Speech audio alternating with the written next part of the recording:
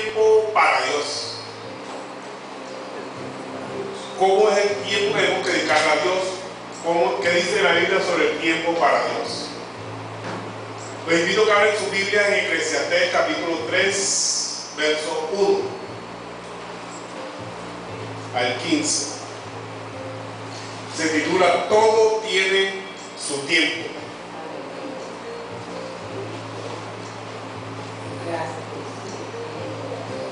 Pongamos de pie respeto a la palabra de Dios. Eclesiastés capítulo 3, verso 1. ¿Ya lo tienen? Amén. Amén. Eclesiastés está después de Proverbios y antes de Isaías. Para que no me entiendan, antes de Isaías está Eclesiastés y después de Proverbios.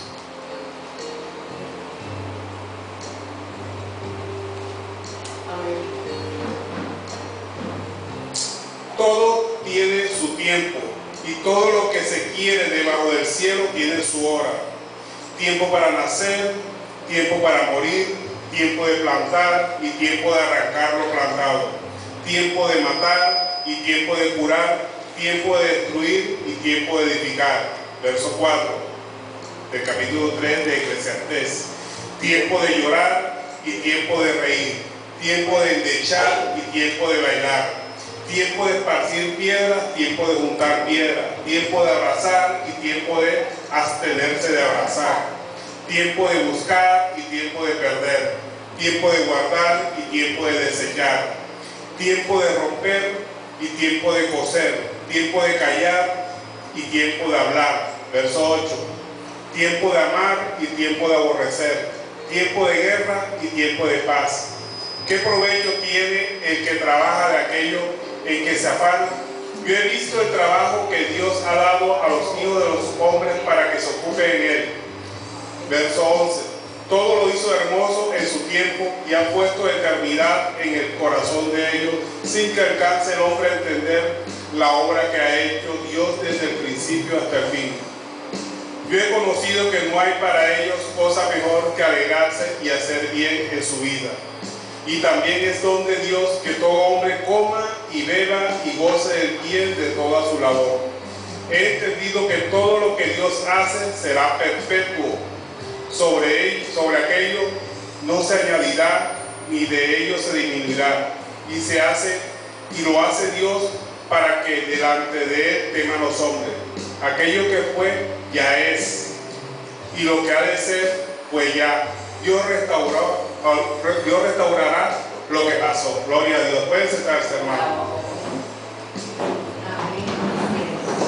Entonces vemos que la palabra de Dios nos está diciendo todo tiene su tiempo. Tiempo de pararse, tiempo de correr, tiempo para descansar, tiempo para meditar. Todo tiene su tiempo. Dios estableció los tiempos y nos está ratificando a través de su palabra. Muchas veces nosotros no entendemos por qué Dios hace las cosas, pero tenemos que quedarnos tranquilos esperando apaciblemente, porque Dios, para él todas las cosas tienen un objetivo, tienen un significado. Aunque nosotros en el corto plazo, porque nuestra vista es corta en comparación a la de él, no vamos a entender lo que está sucediendo en nuestra vida. Vemos, ¿por qué me sucede esto? ¿Por qué estoy pasando por esta penuria? El Señor sí sabe por qué está pasando, por qué estás pasando por él. Casi siempre, y por lo regular es así, es para enseñarnos algo. Y el Señor siempre nos enseña a través de experiencias, a través de pruebas por las que estamos pasando, a través de tribulaciones. Acuérdense que las tribulaciones son el laboratorio de Dios. Dios permite que nosotros pasemos por determinadas tribulaciones para enseñarnos algo. Él siempre tiene un objetivo por todo lo que pasa. Te la puse así para cambiarte a ti. Entonces, ¿por qué? Porque si no trabajas de adentro hacia afuera, no de afuera hacia adentro, no te va a cambiar tu entorno. Primero te cambia a ti y después te cambia tu entorno. Entonces, tenemos que esperar el tiempo de Dios. Todo tiene su momento. El problema es, tenemos tiempo para Dios. Dios siempre tiene tiempo para nosotros. Él está esperando en qué momento queremos hablar con Él. A veces estamos viendo televisión, nos cansamos de televisión, nos acostamos, nos dormimos y el Señor ahí esperando. ¿Cuándo tendrá tiempo para mí? Tenemos que sacarle tiempo a Dios, ¿verdad? Ahora, cuando nosotros no sacamos tiempo para el Señor, siempre nos justificamos, ¿verdad? ¿Y qué sacamos? Excusas. Es que estoy cansado. Es que póngale lo que usted quiera ahí. Es que mis hijos, es que mi esposa, es que mi trabajo, es que tengo que conseguir el dinero, es que no tengo plata, es que tengo mucha plata y tengo que mirar del invierno. En fin, buscamos muchas excusas para no estar en presencia del Señor. Y sabemos que el Señor aborrece las excusas.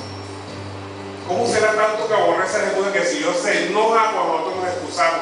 Imagínense cuando nuestro Señor llamó a Moisés para que liberara al pueblo, sacara al pueblo judío de donde estaba esclavizado. ¿Qué dijo Moisés? No, es que yo soy tardo para hablar. Le dijo así, o sea, con otras palabras, era tartamudo. O sea, sacando la excusa. ¿Sería que Jehová no sabía que él era tartamudo? Obviamente que sí sabía. Lo que él está buscando era excusa para no hacer lo que el Señor le mandaba hacer. Y el Señor dijo, no te preocupes, te pongo a Aarón. ¿Por qué? Aarón te va a hacer tu voz. Yo te hablo a ti y tú le hablas a Aarón. Y Aarón le hablaba, bueno, que Aarón sí, el hermano él tiene una elocuencia muy grande, dice la palabra de Dios. Entonces Jesús le dio, Dios le hablaba a Moisés y Moisés le hablaba a su hermano y su hermano le hablaba al pueblo. O sea que Dios tenía todo planeado. Entonces, ¿qué le servía a Moisés decirle, Señor, es que yo soy tartamudo? Sí, yo no sé, yo te puse tu ayuda.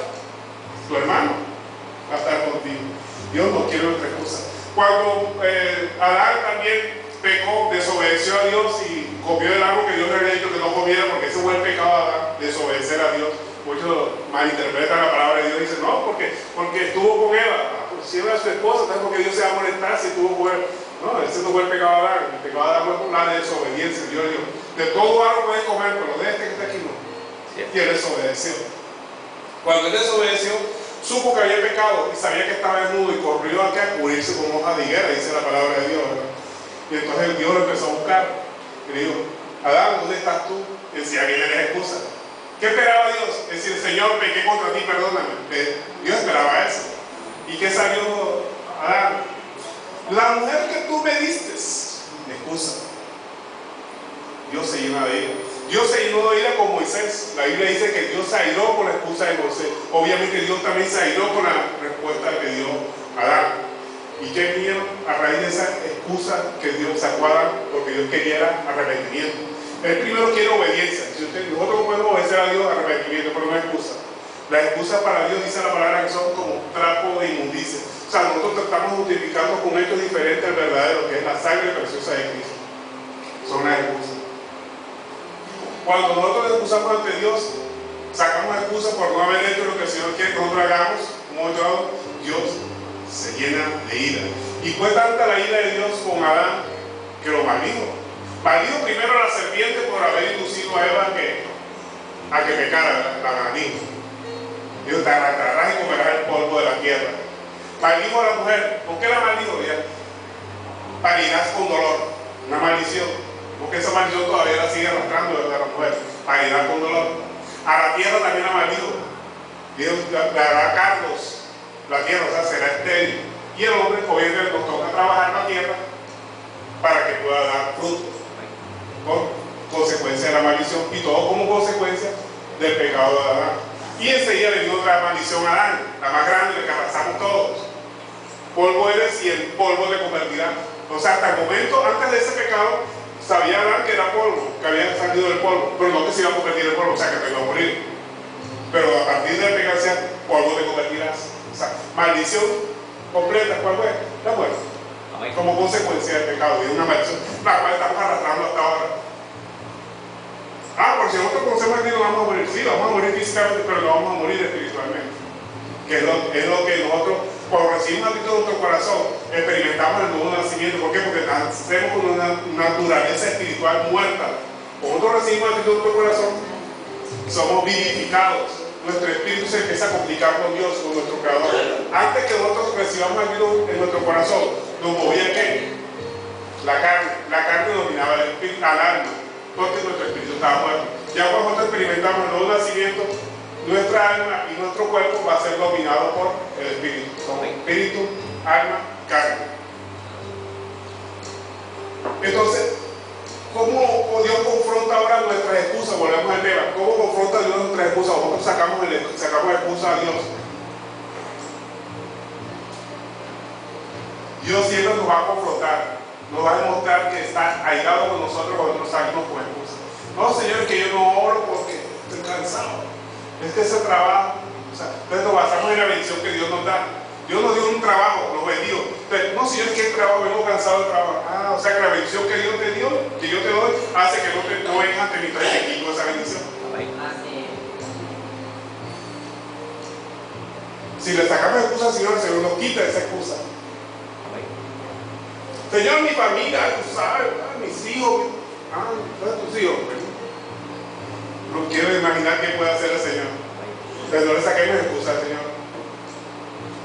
Nuestra familia no debe ser excusa para buscar al Señor. Pero tampoco la desamparemos ni nos olvidemos de nuestra familia, ¿verdad? Porque Dios es un Dios de familia. Pero que no sea excusa para buscar del Señor. Es lo que el Señor quiere. Ahora, ¿cómo medimos nuestro amor por Dios? Porque hay muchas formas de medir nuestro amor por Dios, ¿verdad? Eso, de que queremos estar siempre en su presencia, que tenemos hambre por su palabra, que cada vez queremos leer más su palabra, queremos escuchar de la palabra, queremos ir a los servicios. Cuando ustedes dejen los servicios, está demostrando que no están amando a Dios.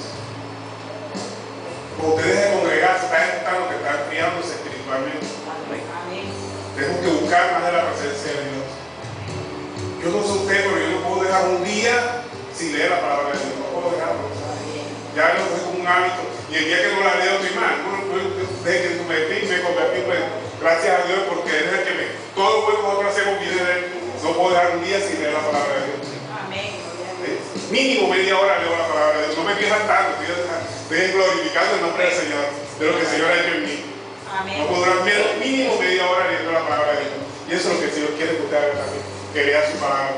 Porque cada vez que usted lee la palabra, se va edificando más a la altura del varón perfecto, va a llegar a la altura del varón perfecto que Dios quiere. ¿Cómo va usted a cumplir la palabra de Dios si no la lee? Amén. Tenemos que leer la palabra de Dios. Y cuando nosotros leemos la palabra de Dios, estamos demostrando que amamos al Señor. Y a través de que nosotros empezamos a leer la palabra de Dios, empezamos a identificar lo que Dios ama y lo que Dios odia. Porque Dios odia ciertas cosas y ama otras. ¿Quién ama a Dios? Ama pues nuestro amor a nuestro prójimo, que lo amemos a Él sobre todas las cosas y amemos a nuestro prójimo, ¿verdad? Lo que Dios ama, que nosotros hagamos, que cumplamos su palabra. Cuando nosotros cumplimos su palabra, nosotros nos estamos ayudando a nosotros mismos, leyendo la palabra de Dios. Vea, Dios no es más grande ni más pequeño porque usted lea o no lea la palabra de Dios. Dios siempre será Dios. Nosotros somos los que nos beneficiamos escribiendo la palabra de Dios. ¿Amén? Amén. Dios sigue siempre siendo Dios. Así usted esa parte del evangelio, no quiero que usted lo haga. Pero así usted esa parte, Dios sigue siendo Dios. Nosotros perdemos la salvación. Entonces, nos beneficia más a nosotros leer la palabra de Dios, congregarnos, meternos en oración, en ayuno, en vigilia, porque nos edificamos cada día más. Dios siempre será Dios. Hagamos lo que nosotros queramos hacer, Dios siempre será Dios. Amén. También leemos la palabra de Dios para saber lo que Dios odia. Y lo que Dios odia, Dios lo maldice. Muchos dicen, no, Dios no maldice porque es un Dios de amor. No. Dios por su amor, por su misericordia. Y eso te parece contradictorio. Dios también maldice. Como dijimos ahorita, Dios maldijo al hombre, ¿verdad? O maldijo con muerte. Dios, polvo eres y polvo te convertirá. O sea, vino la muerte enseguida por la desobediencia. Maldijo a la mujer. Los dolores de preñez, ¿verdad? Del parto son fruto de esa maldición. Dios también maldice a aquellas personas que maldicen a Israel, ¿verdad? Dice, bendeciré a todos los que te bendigan y maldeciré a todos los que te maldigan. Dice la palabra de Dios, y ahí tenemos las consecuencias de lo que le pasó al presidente, ¿verdad? Que maldijo a Israel. Maldijo a Israel desde sus entrañas y que le salió un cáncer visceral. Por haber maldecido a Israel. Y ahí vemos consecuencias de la palabra. Dios dijo, Dios maldice.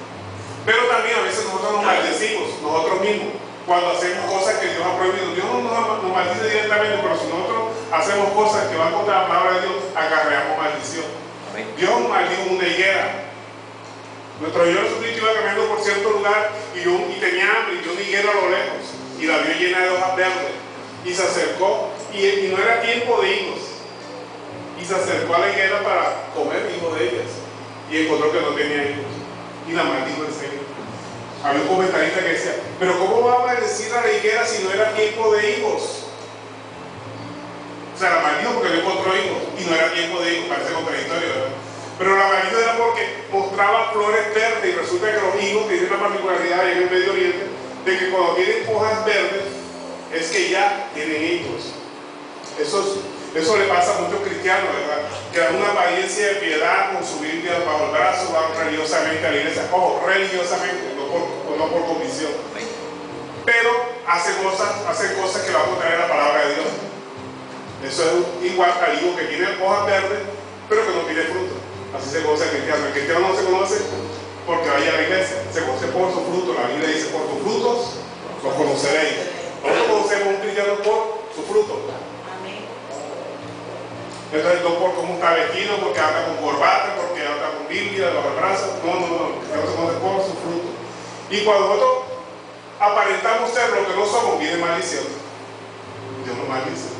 Esa persona que dice ser evangelista, pero realmente no lo es, Dios lo maldice, porque está haciendo frutos que no van a la iglesia buscando quitarle la lana a las ovejas antes que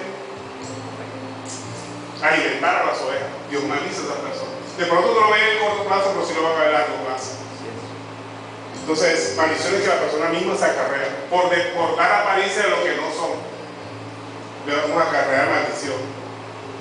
Ahora también, ¿cómo medimos nuestro amor a Dios? Porque siempre queremos ir en pos de Él. Ir en pos de Él es buscar las almas perdidas, predicar la palabra de Dios a toda persona. Procure siempre que venga a la iglesia traer un invitado. Acuérdense que hay una frase que no es bíblica, pero tiene fundamento bíblico: los pastores no pagan las ovejas. Y no es bíblico porque se ve en los costos, el pastor cuida las ovejas, pero las que dan ovejas son las mismas ovejas. Entonces procure siempre venir, como dice, para que vengan de traje 1, traje 2, traje 3. Aplicar la palabra. Tenemos que siempre buscar la aprobación más que la gloria de cualquier cosa. Buscar siempre la aprobación de Dios. No para que la gente nos vea, sino siempre buscar la aprobación de Dios. No importa que eso nos levante el mundo. Porque hablamos de que tenemos que buscar la aprobación de Dios antes de crear el mundo.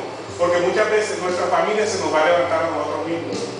Y la Biblia dice que los enemigos del hombre son los de su propia casa. No es que Dios vino a traer enemistad entre la casa. Al contrario, Dios, sabemos que Dios es amor y Dios es un Dios de familia, Dios es un Dios unión. Pero cualquiera persona que se levante a la doctrina de Cristo, va a haber doctrinas heréticas que van a tratar de desviarlo. Y van a salir personas dentro de su casa levantándose contra usted. Y eso es bíblico. Dice: los enemigos del hombre son los de su casa. ¿Cómo puede ser los enemigos del hombre los de su casa? Simplemente dice: ay, tú te vas a ir para la iglesia, mejor quédate aquí conmigo. ¿Sí? Dice: no, yo me quedo contigo para que venga. Yo voy a la iglesia y baby, estamos aquí otra vez. ¿Sí? Te vas para la iglesia y me vas a dejar solo. Le ha pasado aquí a muchos hermanos, ¿verdad? Entonces, lo importante es que nos mantengamos en obediencia a la palabra sin descuidar a nuestra familia. Podemos hacer las dos cosas, ¿verdad? Podemos tener primero el amor a Dios y después el amor a nuestra familia. Entonces, si nosotros nos mantenemos en obediencia a la palabra de Dios, obviamente no vamos a abandonar nuestra familia. Pero nuestra familia sí se nos va a levantar contra nosotros, sobre todo, obviamente, en ningún momento, para que no hagamos el plan de Dios. Pero nosotros podemos compartir con ellos y tener mucho amor con ellos y predicarles a ellos también. Y eso es lo que el Señor quiere. No prestar atención a los ataques de la familia. Van a levantarse ataques, eso es bíblico. Su familia se va a levantar. Lo primero que se va a levantar contra ustedes es su propia familia. Y no se desanime porque su familia se levante contra ustedes. Eso es bíblico. Dios lo ha prometido. Dice: los enemigos del hombre son los de su casa. También demostramos nuestro amor a Dios cuando nosotros cargamos nuestra propia cruz. Aceptamos la cruz que Dios nos da. ¿Cuál es esa cruz? Las obligaciones que tenemos en nuestra casa, no abandonarla, mantenernos ahí. Dios demanda una decisión para seguirlo a Él. Dios tiene siempre el primer lugar en nuestra vida, pero sin descuidar nuestra familia. Esa puede ser nuestra cruz, ¿verdad? No descuidarnos a ella. Tenemos que mantener nuestra cruz. ¿Qué nos dice el falso evangelio? Tú eres un hijo del rey. Tú tienes que tener todas las bendiciones de Dios. En otras palabras, te muestra un evangelio fácil, un evangelio suave. ¿Qué te dicen? Dios ha prometido imperio, victoria y prosperidad material. Eso es falso. Dios no ha prometido eso. Dios ha prometido que vengan vida y vida en abundancia, que estará con nosotros hasta el fin del mundo. Él no nos ha prometido imperio, Él no nos ha prometido casa, carro y beca. No, Él no nos ha prometido eso. Él nos ha prometido que estará con nosotros hasta el fin del mundo. El falso evangelio de la prosperidad que te dice: pide lo que quieras que el Señor te lo da porque tú eres hijo del rey. Qué gran mentira. Que Dios los perdone. Falsifican el verdadero evangelio. El evangelio de Dios, el verdadero evangelio, es un evangelio de sufrimiento. sufrir por la palabra de Dios. Cristo fue el que más sufrió. Y si Cristo sufrió, no vamos a sufrir nosotros. Cristo no tiene de recostar la cabeza y nosotros vamos a quedar ante Dios porque no tengamos para el bus. No, ¿verdad? Cuando usted esté sufriendo económicamente, acuérdense de las penurias económicas que sufrió Cristo y verá que se le va. Acuérdense que Cristo tuvo hambre y cuando un palito ahí para buscar a qué comer y no encontró nada. O sea que los padecimientos que usted sufrió, él también lo sufrió. Y más, multiplíquelo por 20, 50 o 100, no sé. Porque ¿quién ha podido padecer ese sufrimiento en la cruz del Calvario? Creo que nadie. Los conflictos y desacuerdos que ustedes en la familia nos van a veces a amedrentar, a mirar para seguir adelante, ¿verdad? Pero tenemos que mantener siempre la mirada en Cristo Jesús. Nuestra familia no debe ser excusa para no servir a Dios. Al contrario, debe motivarnos más a seguir a Dios. Y acuérdense que nuestra primera iglesia es en la casa. Para ser ministro de Dios, la Biblia dice que tiene que tener ordenada su casa. Tenemos que dedicarnos a nuestra casa, a evangelizar nuestra casa primero que todo, nuestra familia, para poder seguir más adelante. Porque ¿cómo va a salir usted a evangelizar y tu casa está? Hay muchos hijos verdes. Evangeliza primero tu casa. Ese es su primer objetivo, su casa. Después que arregle su casa con respecto a Dios, ahí sí puede salir a buscar algo. Pero primero tu casa. Dice, mi casa y yo serviremos. Entonces comencemos por tu casa. Dios nos invita a eso, a que demos pedido a nuestra familia, que la evangelicemos a ella para que podamos seguir adelante. Entonces sabemos que Dios aborrece las excusas. Dios quiere siempre que nosotros nos mantengamos firmes en la palabra de Dios y que no usemos sus excusas. ¿Qué es excusa? Primero que todo, es un argumento que nosotros usamos cuando no queremos hacer algo. Buscamos las excusas, ¿verdad? Porque no queremos hacerlo porque queremos hacer otra cosa. Entonces justificamos con excusas. El diccionario define como excusa como una razón o argumento que justifica un determinado comportamiento.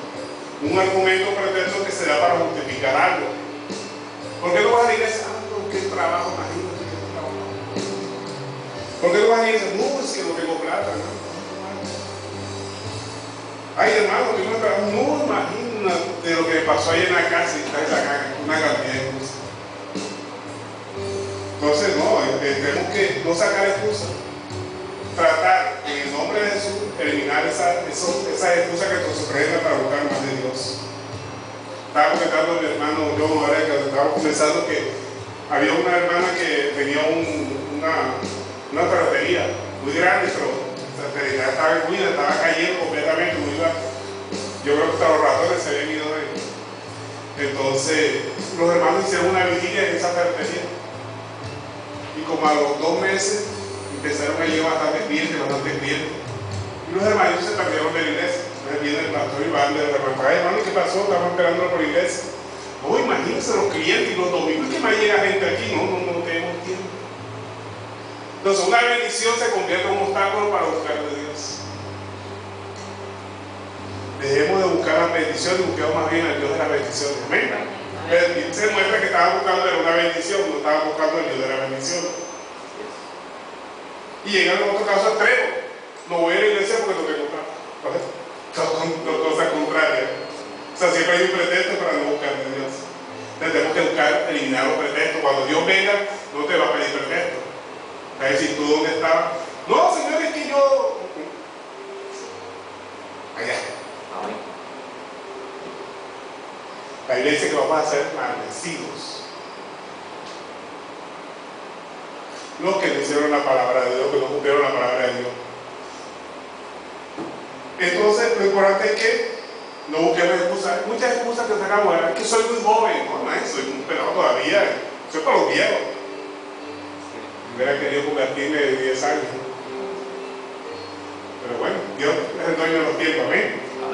Entonces, el hecho de que seamos muy jóvenes, no saquemos eso de excusa para no buscar de Dios. No sabemos cuándo Dios nos va a llamar, cuándo va a ser nuestro último día, cuándo nos vamos a presentar en la presencia del Señor. Nos podemos presentar de 15, de 20, de 30, de 40, de 50. Dios sabe en qué momento vamos a rendirle cuentas a Él.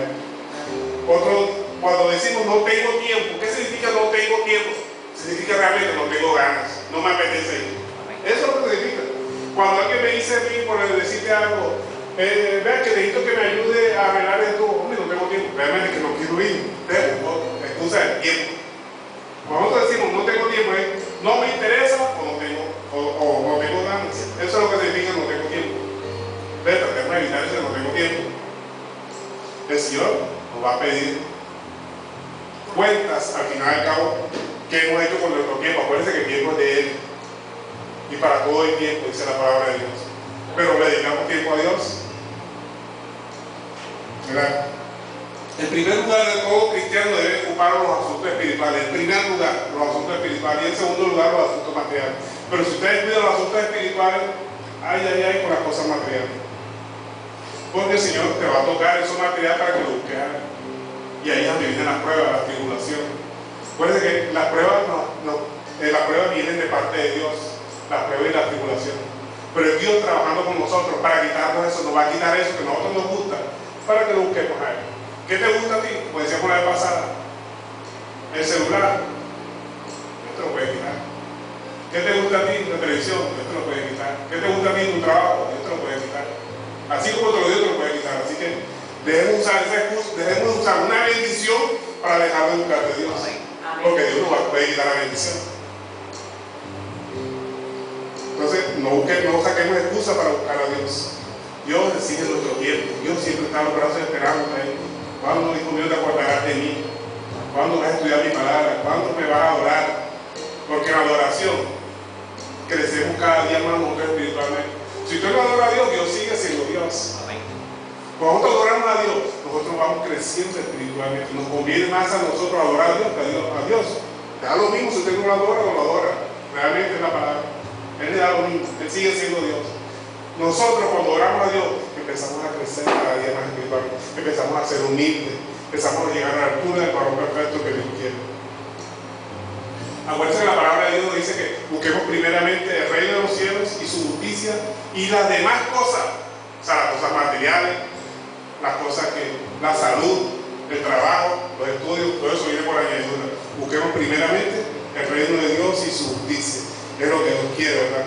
Dios nos levanta del fracaso. Cualquier fracaso que usted haya tenido, Dios te levanta, pero de las excusas no. Porque las excusas dependen de ti mismo. Y si depende de ti mismo, pues dice el Señor, levántate de tú mismo, de tu propia excusa que sacaba. Pero tú tienes un fracaso y vas ante Dios, Señor, fracasé en esto, Señor, ayúdame. El Señor te ayuda. Pero Señor, no leí tu palabra porque ya soy. ¿Qué puedo hacer ahí? Eso depende de ti, eso no depende de mí. Que todo lo que depende de nosotros, el Señor nos va a ayudar. Porque depende de nosotros. No depende ni de las circunstancias, no depende de nada, depende de nosotros. ¿Qué valor le ponemos a las cosas espirituales? Entre más valoremos las cosas espirituales, más vamos a buscar de Dios. Y el Señor lo que quiere es eso, que busquemos cada día más. Entonces sabemos que Dios va a permitir las pruebas en nuestra vida. ¿Pero para qué? Para que nos centremos en Él, para que le demos tiempo a Él, porque Él lo que quiere es tiempo de nosotros hacia Él. Él tiene todo el tiempo disponible para nosotros. Él siempre está esperando en todo momento, a toda hora, está ahí esperando. Está a un paso tuyo, a una oración. Como dice Jeremías 33:3, clama a mí y yo te responderé. ¿En qué momento? En cualquier hora que tú me llames, ahí estoy yo. Pero tú estás para mí, te dice Dios ahora. ¿En qué momento estás para mí? Cuando tengas ganas, cuando tengas tiempo. Entonces busquemos tiempo para el Señor. Mira, nosotros le sacamos tiempo a lo que queremos hacer. Podemos estar muy ocupados, podemos estar yendo todo el trabajo, pero lo que a ti te gusta hacer, pues le sacas tiempo. Pero lo que no te gusta hacer, tú lo das de último y de verdad que después terminas no haciendo. Porque no quieres, no tienes ganas. Entonces, pongámosle más ganas a las cosas espirituales. Es lo que el mensaje que hoy te está dando el Señor. Ponle más ganas a las cosas espirituales. Lee la palabra de Dios. Motívate por lo menos 10 minutos mínimo todos los días a leer la palabra de Dios, como mínimo. Lee la palabra de Dios. Esos 10 minutos los pongo yo, eso no lo dice la Biblia. Lo digo yo como un consejo. Mínimo 10 minutos al día, lee la palabra de Dios. A través de la prueba, Dios está trabajando con nosotros para moldear nuestro carácter, para que seamos más espirituales, para que busquemos más de la presencia de Dios, para madurarnos. Dios quiere madurarnos más espiritualmente, que crezcamos espiritualmente. Y eso solamente Dios lo hace a través de las pruebas, las tribulaciones, porque las tribulaciones se conforman de pruebas y tentaciones. ¿Sí? Las pruebas hace Dios. Y las tribulaciones son más pruebas que tentaciones. O sea, en otras palabras, las situaciones que a uno le parecen malas, feas en nuestra vida, vienen de parte de Dios, aunque no lo crean. Una enfermedad puede venir de parte de Dios. Es más, la mayoría de las enfermedades vienen de parte de Dios. A veces nosotros estamos diciendo, Señor, ¿qué es esta enfermedad en mí? Estamos peleando contra Dios mismo. Allá, el que le enseñó, ¿cómo que se llama el que le enseñó al apóstol Pablo? Gamaliel, uno de los grandes maestros del judaísmo. Cuando vieron que se iban a enfrentar a Pablo, le decían, oh, cuidado te metes con estos jóvenes, con estos hombres. Puedes estar peleando contra Dios mismo, porque si la obra es de Dios, aunque a los más de ellos, la obra va a prevalecer. Entonces, muchas veces nosotros estamos pidiendo a Dios que nos quite una enfermedad o que nos quite una penuria, y el Dios dice, se la puse yo. Es más, como testimonio digo, yo padecí una enfermedad grave y fue permitido por Dios. A través de esa enfermedad yo me afiancé más con Dios, que fue permitido por Dios. Esa enfermedad hizo que Dios pusiera más los ojos en Dios. Bueno, sirvió como para darme el impulso más espiritualmente para que me metiera más en las cosas de Dios. Pero también las tribulaciones pueden venir de parte de las tentaciones. Acuérdense que las tentaciones nunca vienen de Dios, las tentaciones no vienen de Dios, porque las tentaciones son inducciones a hacer el mal, y Dios nunca te va a inducir a hacer el mal, siempre a hacer el bien. A través de un problema te induce a que busques más de su presencia, a que seas más misericordioso con la gente, a que te metas más en la acera. No sé, cuando la mujer de Potifar se le estaba poniendo en bandeja para que él estuviera con ella, los dos solos en la casa, y su hija salió corriendo, huye por tu vida. Eso con respecto a Satanás, con respecto al mundo que debemos hacer, porque el mundo te va a atacar. ¿Cuáles son las tentaciones del mundo? Las fiestas, los orgullos, los carnavales, las fiestas de Halloween. El mundo te va a hacer que tú no hagas las cosas de Dios, que te dediques a alabar a la muerte, porque la fiesta de Halloween es alabar a la muerte. La fiesta de Navidad, eso no está alabando a Cristo. Lo que menos se busca es de Cristo un 25 de diciembre, ¿verdad? 24 de diciembre, lo que menos se habla de Cristo. Se habla de tomar traguitos, de comer y de pasar a rico nada más. El mundo nos trata de apartar del amor del Padre. Es simplemente cómo vertemos al mundo poniendo la mirada en Cristo. Cuando te pones la mirada en Cristo, te vamos a dejar vencer el mundo. El mundo te trae alegría. Cristo no te da alegría. Cristo te da el gozo. El gozo del cristiano es la fortaleza. La alegría depende de las circunstancias. La alegría depende de una fiesta. La alegría depende de los amigos con que estás. La alegría depende de un momento espacioso que esté, ¿verdad? Pero el gozo del Señor es nuestra fortaleza. Que no importa si estás en enfermedad, si no tienes plata, si estás aguantando hambre, el gozo del Señor es nuestra fortaleza. Y eso es lo que nos ha prometido: gozo, no alegría. La alegría del mundo, el gozo es del Señor. ¿Amén? Gloria a Dios. La carne también, pero la carne nos va a inducir al pecado. Y la carne, al igual que Satanás, lo vencemos es corriendo. Huye de la tentación. Ante la carne tenemos que ser cobardes. Cobarde porque la carne es fuerte, y la forma de huir de la tentación de la carne es corriendo de ahí. Vete. La misma Biblia nos dice que tenemos que huir, ¿verdad? 1 Corintios 6:18. Mire lo que dice 1 Corintios 6:18, la forma de enfrentar la carne. Dice: huir de la fornicación. Cualquier otro pecado que el hombre cometa está fuera del cuerpo, más el que fornica contra su propio cuerpo fornica, peca. ¿Por qué? Porque es que el cuerpo es el templo del Señor, y si usted fornica, el Señor se va a dar. ¿Dónde va a habitar? ¿Cómo puede habitar el Señor en su cuerpo si usted está fornicando, si usted está adulterando, si usted está haciendo cosas indebidas ante la presencia de Dios? El Espíritu Santo se va. El adulterio es el más grande de los pecados, porque está pecando contra el templo del Señor, que es nuestro cuerpo. Dios siempre está pendiente de nosotros. Él está pendiente en todo momento. Así tenemos nosotros revolcando en el pecado más grande. Él está pendiente, está consumando la divorcia, esperando que nos arrepintamos, esperando que miremos en Él, esperando que pongamos nuestra mirada en Él. La Biblia nos enseña que no nos ha sobrevenido ninguna tentación que no sea humana, es decir, que no tenemos ninguna tentación que no seamos capaces de enfrentarla. Y el Señor sabe hasta dónde podemos resistir, y que en un momento dado que nosotros podamos resistir, Él pone la tabla de salvación que te va a ayudar a salir de la tentación. No digas que no puedes con la tentación, tú puedes con la tentación, porque el Señor no va a permitir que tú seas tentado más allá de tu fuerza. Él te pone la tabla de salvación enseguida para salir, te pone la salida. 1 Corintios 10:13, por favor me acompañen. 1 Corintios 10:13. Y verá que dice que usted no va a ser tentado más de su fuerza. Dice, no, es que esta tentación es más grande que yo. No, el Señor sabe hasta dónde puede y Él va a permitir que suceda, pero Él te va a dar la salida. 1 Corintios capítulo 10, verso 13. ¿Ya lo tienen? Dice, no nos ha sobrevenido ninguna tentación que no sea humana, pero fiel es Dios, que no nos dejará ser tentados más de lo que podáis resistir, sino que dará también juntamente con la tentación la salida, para que podáis soportar. El Señor sabe dónde podemos soportar, ¿no? Y cuando ve que vamos a pecar, nos da la salida. Pero simplemente el Señor te va a permitir que llegues a ese momento, para saber que tienes en tu corazón. Decíamos el pasaje que nosotros somos como la bolsita de aromática. ¿Te has visto la bolsita de esa aromática, verdad? Que tiene un hilo y al final tiene un cartoncito, ¿verdad? Que dice el sabor de esa bolsita aromática, ¿verdad? Dice, algunos dicen que dice manzanilla. Tiene una bolsita que dice manzanilla. Pero ¿cómo verifica que eso es manzanilla? Cuando la metes en agua caliente, ¿verdad? ¿Sabe? Y acá dice manzanilla, esta me gusta a mí, la meto en agua caliente. Después que la vida agua caliente la toma, sabe a manzanilla, ¿verdad? Entonces, así de la misma forma, Dios. Nosotros tenemos un detallito aquí que dice cristiano. Dice, no, a ver si es verdad que eres cristiano. No, te meten en agua caliente. Para ver si sabes lo que eres, para ver si eres cristiano realmente. Y te pongo una persona esa que te dice 4 que tú le respondías 20. ¿Para qué haces? O te pongo una tentación de esa 90, 60, 90, ¿para qué haces? Entonces el Señor te prueba. Nosotros somos la bolsita esa. Y el agua caliente es la prueba que el Señor nos pone. Esa tribulación momental. ¿Cuál es tu debilidad? La económica. Te pone una prueba económica para ver qué vas a hacer ante esa prueba económica. Si eres capaz de soportarla. Entonces acuérdense, nosotros somos una bolsita esa. Y el agua caliente son unas pruebas que el Señor permite. Para probar realmente si ese detallito que nosotros decimos que somos cristianos es verdad lo que nosotros tenemos en el corazón y vamos a actuar conforme a ese detallito que nosotros decimos que tenemos cristianos. Entonces la prueba hace que salga a relucir y verifica al Señor. Dice, no, sí, verdaderamente usted es cristiano. Después de que estemos metidos en el agua caliente.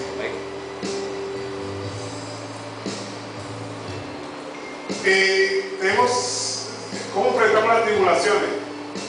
Las tribulaciones hay muchas formas de enfrentarlas, ¿verdad? El Señor nos permite que pasemos por tribulación, pero tenemos que saber enfrentar la tribulación. La tribulación siempre tenemos que ver el por qué Dios las permite. Dios que nos está probando. Si es una tribulación sexual, pues identifiquemos, ¿verdad? El Señor quiere que purifiquemos nuestro cuerpo para que solamente el Espíritu Santo habite en nosotros. Una tribulación de la lengua va a permitir que venga esa persona que te hace enojar para ver que le responda. Con esa persona que nos ofende, tenemos que mordernos la lengua, no responder. Amén. Porque si no es tu guerrero, ¿por qué te defiendes tú? Amén. Verás que al final él te defiende. Aunque aparentemente esa persona salió ganando y te dijo cuando tú te quedaste callado, al final vas a ver las consecuencias. Que el Señor sale victorioso, te hace salir victorioso de esa situación. Entonces, debemos saber enfrentar las tribulaciones sabiendo que el Señor siempre tiene el control de nuestra vida. No nos dejemos dominar por nuestra carne. Es la forma de enfrentar las tribulaciones. Amén. Entonces, conclusión, tenemos siempre que esperar en Dios, saber que la mano de Dios tiene el control de nuestra vida, pero cuando nosotros le damos también nuestro tiempo, Dios está esperando nuestro tiempo. Lo que más quiere Dios de nosotros es nuestro tiempo. Primero nuestro corazón y segundo nuestro tiempo. Entonces, démosle más tiempo. Ya le hemos entregado nuestro corazón a Dios, démosle más tiempo a Dios. Pongamos a estudiar la palabra de Dios, saquémoslo siquiera 10 minutos al día, todos los días leer la palabra de Dios. Como dije yo anteriormente, 10 minutos lo pongo yo de ejemplo. Te puede darle más si quieres, pero háganse la tarea de darle mínimo 10 minutos al día. Y lo mismo en oración, buscando su presencia. Debemos dejar de entender que el plan de Dios se va a mover en su tiempo, en nuestras vidas, no en nuestro tiempo. Nosotros queremos que las cosas cambien así, ya. Y el Señor dice, no, espérate un momento, así no es. Entonces tenemos que esperar que Dios trabaje en nosotros. Y el tiempo de Dios también implica que cuando tengamos un problema, busquemos a los hermanos que oren por nosotros. Porque nosotros pedimos oración, cuando estamos pasando por una tribulación, pedimos oración, demostramos que tenemos humildad, que nosotros somos capaces de recurrir a los hermanos para que oren con nosotros. Pero el orgulloso no, yo le oro a Dios solo, voy a fracasar algo de esta. El que está vivido con la presencia de Dios es humilde y va a ver, hermano, ore por mí, por tal cosa. Que ayude en oración, que pida a la iglesia, a los líderes de la iglesia, que oren por él. Eso demuestra humildad. Y eso es lo que el Señor quiere, humildad. ¿Amén? Entonces, conclusión, démosle más tiempo al Señor, porque tiene todo el tiempo para nosotros. ¿Amén? Gloria a Dios. Démosle a otro Señor. Señor, te damos gracias por tu palabra, Señor, Padre, te bendecimos, Señor, sabiendo que tenemos toda la bendición de lo alto, que tu presencia está con nosotros, Padre Celestial. Sabemos que tú tienes el control de nuestra vida, Señor. Ayúdanos, Señor, a perseverar en tu presencia, Señor.